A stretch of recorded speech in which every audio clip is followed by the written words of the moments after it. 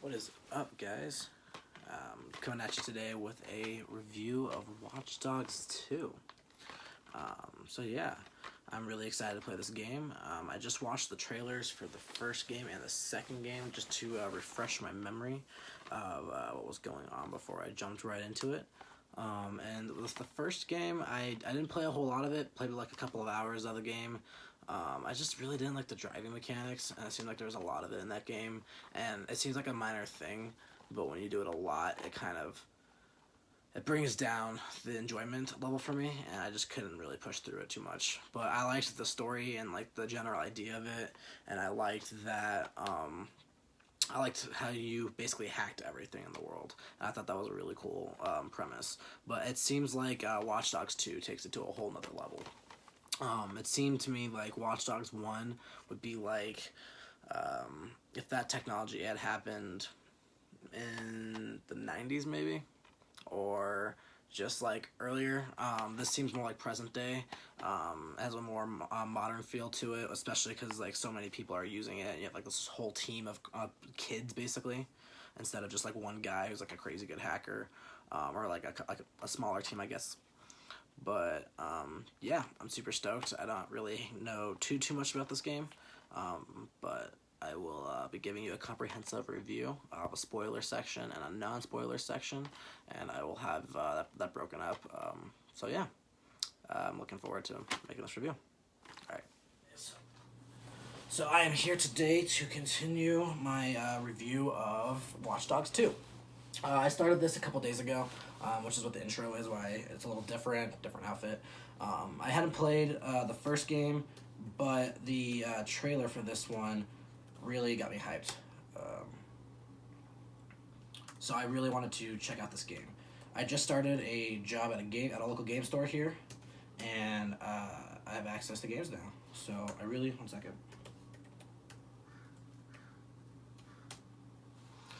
Yeah. So, I played the first game for like a couple hours, like I said in the intro. Didn't really like the driving mechanic, and these kinds of games you drive a lot, so it really was a turn off for me, and I just didn't really like it.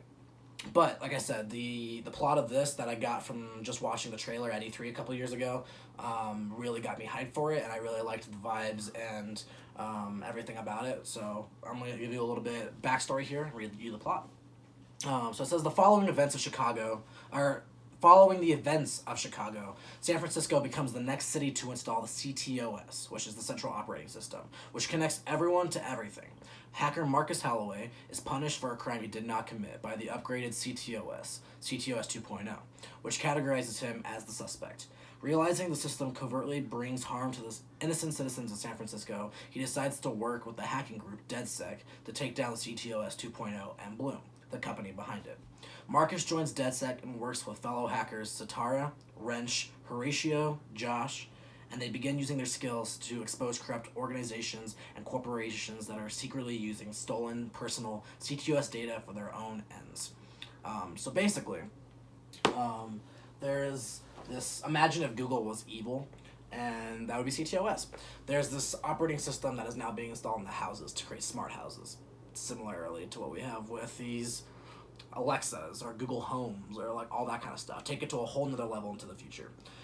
So essentially, this company is just stealing personal data. They're constantly spying on you while you're in your car, while you're in your home, while you're at work, everything about you. And they're selling personal data to other companies to whatever they want, to target people, to get sales, or to steal information, steal money. And they're just really hurting people. So this group wants to end that. Whereas in the first Watch Dogs, the entire premise was just about revenge, because the main character's daughter gets kidnapped, I'm pretty positive, and so the whole story is about that. Whereas this is more about a personal agenda and just trying to help the greater good, essentially. But I really liked what I've played so far. I definitely I'm renting it currently, but it's so good I'm planning on buying it and playing the full story. So I'll probably make a follow-up review of what I thought of the end. I'll probably use spoilers, and I'll talk about like the plot and things that I liked and stuff like that. But the mechanics of this game, there's definitely a learning curve behind it. I didn't play any of the GTA franchise or much of the Saints Row. Watched friends play it and I messed around with it, but it's very similar to that kind of game with like the driving mechanics and the way you can like steal stuff and you can break into cars. and things like that. But it's cool because it adds hacking, there's a whole nother level to the game. Because you can hack into people's cars and steal them instead of just breaking in. You can also, while you're in a police chase, you can hack into their cars and make them crash. Obviously, towards the end of the game, you have more control of that because there's like these power points that you, similarly to most games, that you acquire skill points and you can attribute them to whatever skill you want, whether that be hacking, whether that be faster reloading, creating 3D printed devices.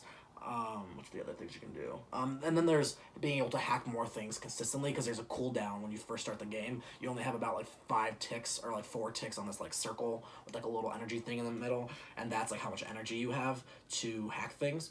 But the more points that you put into that, you can hack things more consistently. So getaways in the future, you can have like 5 police cars instead of like 1 or 2, which is really cool. Also talking about hacking, it definitely was a learning curve at the beginning of the game for me because I barely played the first game, and the first mission it kind of expects that you played the first game to understand how to play this game. So like a quick YouTube video, I was easily able to figure out what to do, but I definitely got stuck for a second. I was like, I don't know what I'm supposed to do.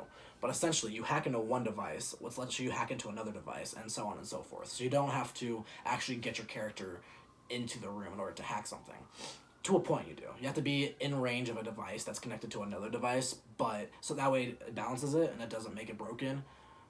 But it is a lot easier to get around in games that require a lot of stealth.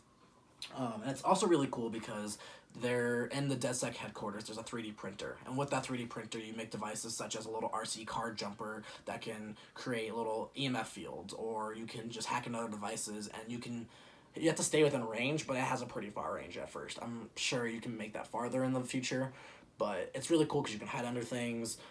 You can like hop over it. Like I said, it's a jumper, so there's like a little spring on the back of it that makes it jump. There's also drones, which lets you scan the area for what you're supposed to do. There's also, you can use that in multiplayer. Multiplayer is really cool because there's multiple ways you can do it. You can do co-op, or you can do, you're like hunting down somebody essentially. And with that drone, you can scan the area. If they're hiding in a car, if they're hiding in a building, stuff like that, you can use your devices. Which is kind of similar to GTA's online, where you're fighting other players, or you're like hunting them down, or there's stuff like that. There's no system in the game that tells players like what's the word I'm looking for? More bad. I can't think of the word. More bad. But it's just like an online game. So if you're on a mission and you piss off the cops and they're chasing you down, sometimes they'll hire online players. Basically, you, as an online player all the time, you get a notification from the cops asking for help, and you can accept it, and then you can go hunt down other players. Subsequently, they can do the same thing to you, which really sucks when it happens because it can mess up your mission. But you do get rewards if you kill them or if you hack their information and stuff like that. But talking about multiplayer, there are 4 main modes. There is a racing mode where you can race in like cars or boats or planes. Where is it?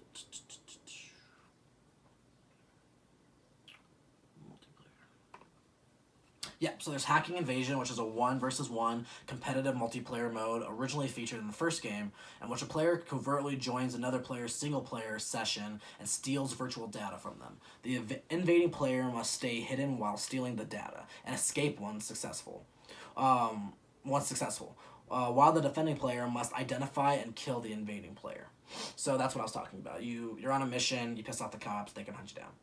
Body Hunter is a new mode introduced in the game. If an online player creates too much chaos in the world, the mode will be initiated. Police, alongside 1 to 3 other players, will join the player's game with the hope of killing the hunted and claiming the bounty, which gives them experience points. The hunted could either strike back at the hunters by killing them, which gives them greater rewards, or escape from them until the bounty expires. The hunted, meanwhile, also can be assisted by another player if that player chooses to join the hunted. Players can manually place a bounty on themselves using the in-game smartphone. And then there's Showdown, a mode added in a later update. In this mode, 2 teams of 2 players battle each other in short missions. Missions vary from the first team to steal 3 hard drives to the offensive team having to hack the servers of the defensive team who's protecting a limited amount of time. Racing is another mode introduced in a later update. Up to 4 players compete in head-to-head race to finish the finish line. Drone, e-kart, boat, and bike races are the 4 available types of races to play. So there's a lot of online features. I also heard that you can complete missions in co-op. So 2 players can complete the story together.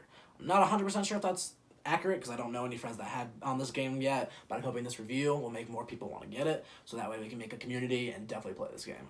I would love to figure out how to game capture, and then I would love to post way more content for this game. Like I said earlier, I am renting this game, but it's so good I want to play it. And let me tell you the things that made me like it the most. The fashion in this game. Me personally, I like fashion. I like streetwear. I like companies like Supreme, Diamond, Rip and Dip, Sketchy Tank. A lot of skater brands, a lot of streetwear brands, and a lot of those types of styles are in this game. There's a lot of costumes you can unlock over the course of this game, like there is in Saints Row or GTA. But it has not so much of a gangster vibe, but more of a rebel vibe, or like a punk rock / streetwear kind of vibe, and I really like that. I also really like that you can 3D print your own devices and then customize them with skins to make them custom to you. Games that have high amounts of customization are the games that I lean towards wanting to play the most, which is why, it's going to sound silly, but games like Animal Crossing or The Sims or oh god, I don't know, Black Desert Online, games that have really high levels of customization, I dig. It makes it feel like you're in the game, and because takes place in San Francisco and California, and it's a realistic game, and it has all those features, I'm really a big fan. But yeah, overall, I would give this game a 4.5 out of 5. I think 5 would mean I didn't get stuck so easily in the game. I think there should be a more intuitive way of introducing new players to a mechanic that they've never played before. But it's not that big of a deal. Like I said, a YouTube video or a Google search and you can easily figure it out. Unless you've played games like this before, then it won't be that hard for you. But yeah, that'd be my only gripe with this game so far. I love the story idea. I like the mechanics. I like the multiplayer, the single player. Everything in this game is well-rounded to me. There are people have gripes about the character development, or they think that it's weird that the main character is so happy-go-lucky and you can relate to him so much, but then in a mission you mow down cops and like innocent civilians and you're on chases and you're breaking into stuff, but then seconds later you're in a cutscene like none of that happened. While yes, that is a little odd, and in games like GTA, you can either be like a good guy or a bad guy, and then you get like a rating of how like evil you are essentially, or games like that. That is a cool feature, I suppose, but it doesn't really take away from the game, in my opinion. So yeah, I would highly recommend everyone pick this game up. I play it on PS4, so if you want to play with me, get it on that. It is out for Xbox One, and I do believe PC as well. But yeah, definitely pick up this game and play with me, guys. Add me on PSN. My username is little x, big X, and then Sesei3456, which is SESEI 3456, followed by another big X and a little x. So yeah, add me on PSN. I'd love to play with you guys. Let me know your feedback on this video. If you liked it and you want to see more, hit that subscribe button, hit that like button, and leave me some comments letting me know what I can do better. But yeah, stay tuned if you want to see more game reviews, movie reviews. I'd like to start doing some vlogs as well as some short film content on this channel. So yeah, hope you guys enjoyed the video. Take it easy, guys.